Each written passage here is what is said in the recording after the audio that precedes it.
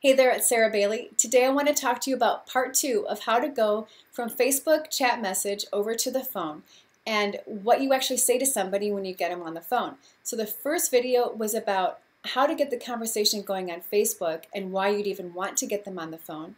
And now is what to say when you actually have them on the phone and how you get that conversation going. First, a little bit of psychology. People like to do business with those they know and like and trust. Your goal in this conversation is to build up rapport with them, build up your likability factor and your trust factor to see if you really even want to be in business with this person anyway.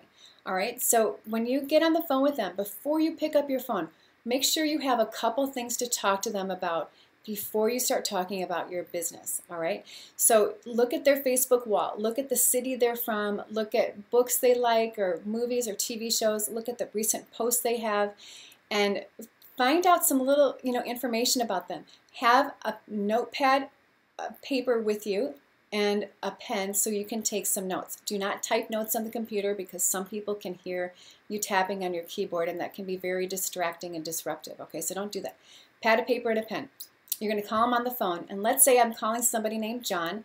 He's from Denver, and let's say I had the conversation on Facebook, and he said, yes, he's open to taking a look at making some money from home because it's not working well with his traditional job, okay? So this is just one scenario. So I call him up, he answers the phone, I say, hey, John, it's Sarah Bailey from Facebook, how are you? He's going to say, great. I'm like, you know what, it's so good to finally put a voice with the picture and somebody's Facebook wall, and he'll respond back. And then, so you know what, John, I noticed you're from Denver.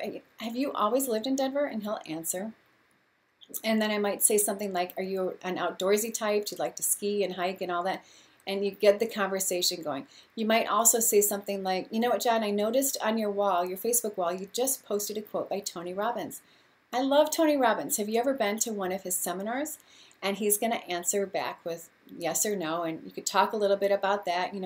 I personally, I've been to a Tony Robbins seminar. It was really awesome. We got to walk over hot coals. It's a great experience. If you've never done it, I recommend it. But you want to keep the spotlight on your prospect. Put the questions back on them, okay?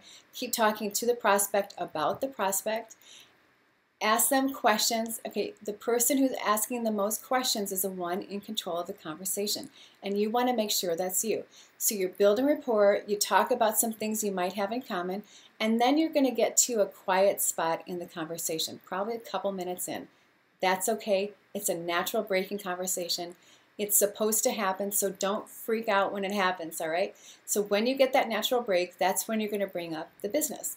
And you're going to say, so John, on Facebook you told me you're open to taking a look at making some money from home. Let me ask you, what is it that has you open to taking a look? You're waiting for his response before you say anything else.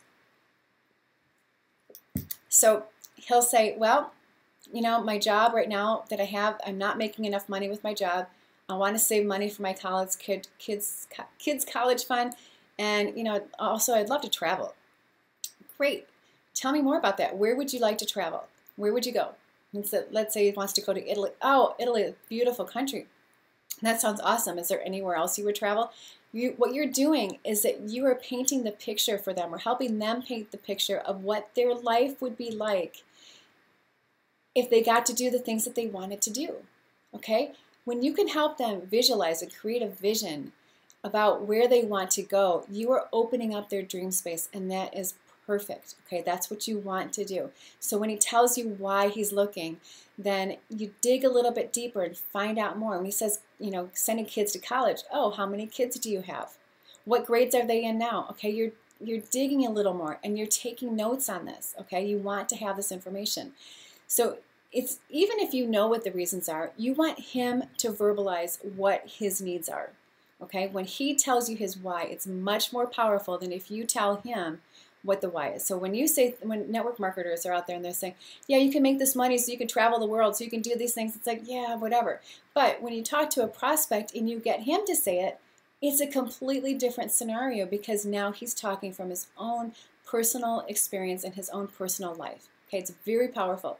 The other thing is you can ask him, John, okay, what kind of an income are you looking to generate on a monthly basis? He'll tell you what that is. Now, you may not always feel comfortable asking somebody how much money they want to make. That's okay. If you're getting a vibe from them that says, don't ask me about money, then don't. Okay, just back off. But you can ask them about the dreams and their goals, and that will give you great, great things to work with, okay? So then you'll say to him, okay, so you're telling me you want to make $5,000 a month so that you can pay off your credit card, get your kids off to college, and maybe travel to Europe, to Italy, to Rome, wherever you want to travel. How important is it to you that you're able to do those things? And shut up, okay? Just be quiet. And you let him answer the question. Let him answer. He'll say, it's very important. Now, this is the perfect time to introduce your opportunity. Okay? He told you what his why is. He told you how much money he wants to earn. And he told you that it's really important to him. Okay?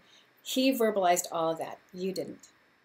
So now you'll say to him, okay, John, what I'm going to do is send you a video about our company and how it works, how people get paid, and you're going to see just how you're able to earn that $5,000 a month so you can start those college funds for your kids, and you can name their names if you know their names, so you can start those funds, the college funds for Susie and Jimmy, and get them going in the right direction, and so that you can start to put money away for traveling to Rome. Awesome. So you're going to watch this video, and it will take you about 30 minutes to get through that. Write down any questions you have while you're watching the video. You're a smart guy, just write down the questions, and I'll check back with you afterwards to see what questions you have and see if it's a good fit for you. If it's a good fit, great, awesome. If it's not, and then I'll tell you what the next steps are that we would do after that. If it's not a good fit, no big deal. I might be able to point you in another direction, maybe with somebody else in another company that might better be able to meet your needs. Fair enough? And he'll say, fair enough. Great. How soon can you watch this video? And you pause, and he'll say something like, I can watch it this afternoon. Okay, great. Around what time do you think you'll get to watch it?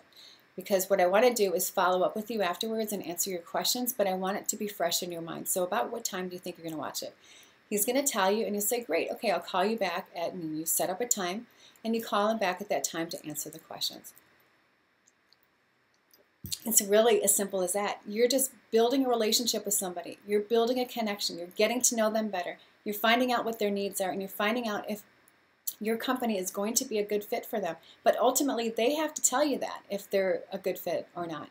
Okay? You're going to be there. You need to be the person that can help lead them for the next steps and to do what it will take to help him to earn that income that he's looking to earn. Okay, so you're just finding out if it's going to be a good fit.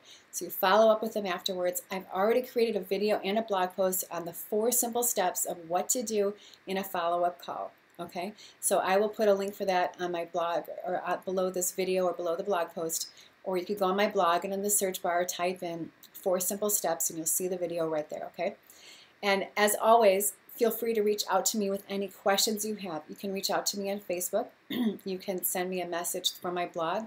You can also call me. I'm available to talk for a few minutes to anybody if you have more questions. I've learned so much in this industry. I'm happy to give back. I want to see you guys have success and be able to live the life that you want to live, okay? So feel free to reach out to me and connect with me. I hope you have a fantastic day. Here's to your success.